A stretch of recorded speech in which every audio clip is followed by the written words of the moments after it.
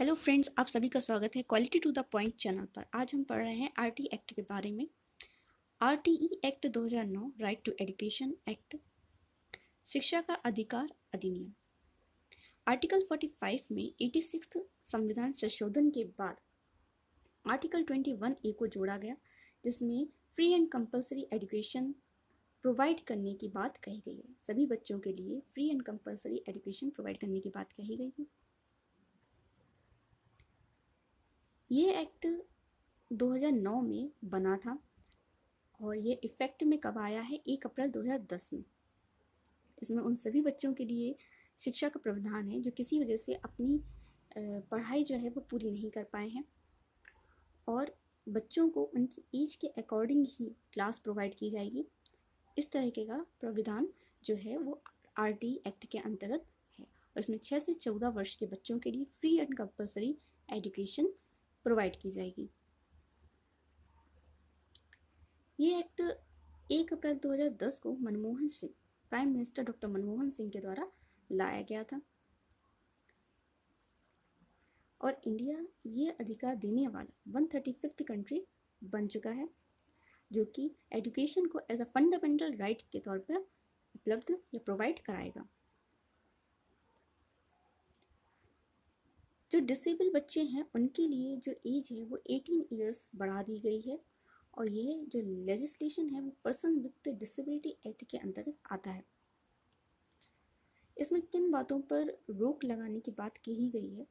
बच्चों को किसी भी तरह की पनिशमेंट नहीं दी जाएगी, स्क्रीनिंग प्रोसीजर नहीं किया जाएगा, मतलब एडमिशन के टाइम बच्चों के पेरेंट्स से कोई इंटरव्यू नहीं लिया जाएगा, बच्चों से कोई इंटरव्यू नहीं लिया जाएगा, कैपिटेशन फी नहीं ली जाएगी, लाइक बैग्स, स्कूल फीस और यूनिफॉर्म्स वगैरह के लिए कोई फ़ीस नहीं ली जाएगी। प्राइवेट ट्यूशन नहीं पढ़ा सकते हैं टीचर्स, और running of school without recognition, बिना मान्यता प्राप्त आप किसी भी स्कूल को नहीं चला सकते हैं। आपको 3 साल के अंतर्गत अपने स्कूल को मान्यता जो है वो लेनी ही पड़ेगी। पेरेंट्स की ड्यूटी के लिए क्या कहा गया? आर्टिकल 51A में जो के पार्ट है उसके अंतर्गत कहा गया है कि पेरेंट्स की ड्यूटी है कि वो अपने बच्चों को प्रारंभिक शिक्षा पूरी करवाएं और स्कूल्स में एडमिशन दिलाएं। गवर्नमेंट स्कूल में तो ये है जो बिल्कुल फ्री है एजुकेशन, मगर जो प्राइवेट स्कूल्स हैं उनमें 25% रिजर्व सीट्स हैं, किसके लिए? पुअर और अदर कैटेगरीज के बच्चों के लिए। अब स्कूल जो है वो कितने एरिया में होने चाहिए, इस बारे में बात की गई है कि प्राइमरी स्कूल्स जो हैं वो कम से कम 1 किलोमीटर के दायरे में होने चाहिए, और एलिमेंट्री स्कूल्स जो हैं वो कम से कम 3 किलोमीटर के दायरे में होने चाहिए।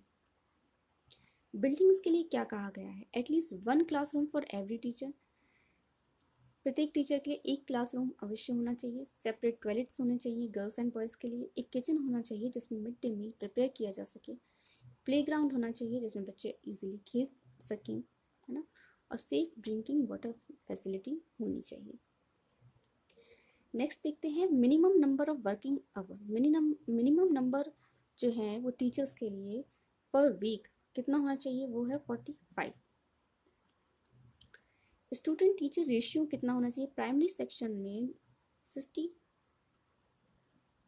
अप टू 60 बच्चों के लिए 2 टीचर्स होने चाहिए। 61 to 90 बच्चों के लिए 3 टीचर्स होने चाहिए, और 9 से 120 हैं तो 4 टीचर्स होने चाहिए, और 150 से ज़्यादा बच्चे हैं तो 5 टीचर प्लस 1 हेड टीचर होना जरूरी है। एलिमेंट्री क्लास के लिए क्या कहा गया है? एलिमेंट्री क्लास में 6 to 8 क्लास जो है वहाँ पर जो स्टूडेंट टीचर रेशियो है वहाँ पर स्टूडेंट 35 है तो टीचर 1 होना जरूरी है। इस तरह से आप समझ रहे हैं कि आरटीई एक्ट में किन बातों का ख्याल रखा गया है। और आपको अगर वीडियो पसंद आए तो लाइक कीजिए, सब्सक्राइब कीजिए, शेयर कीजिए। That's it. Thank you.